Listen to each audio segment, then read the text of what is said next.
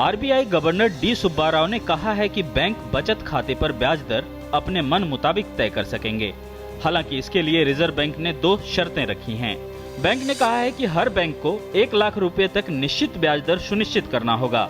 भले ही ये पैसा 1 लाख से कम हो, लेकिन ब्याज दर अलग अलग नहीं होना चाहिए।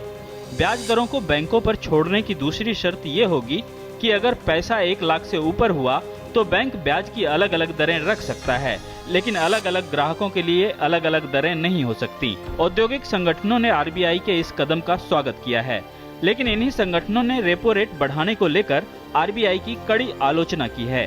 होम लोन दरों में 25 बेसिस पॉइंट यानी आधा फीसदी की बढ़ोतरी होने पर 20 साल के लिए लिए गए 30 लाख रुपए के घर पर ईएमआई में 500 रुपए से ज्यादा का इजाफा हो जाएगा। साथ ही जिन लोगों ने 2009 में शुरू हुए टीजर लोन के जरिए घर बुक कराए हैं, अगले साल से उन्हें भी करीब 3% तक ज्यादा ब्याज चुकाने पड़ सकते हैं। ऐसे में घरों की घटती मांग और रियल एस्टेट की खस्ता होती हालत और बढ़ती ईएमआई से परेशान लोगों पर मरहम लगाने के लिए सरकार ने कुछ दूसरे उपाय किए हैं।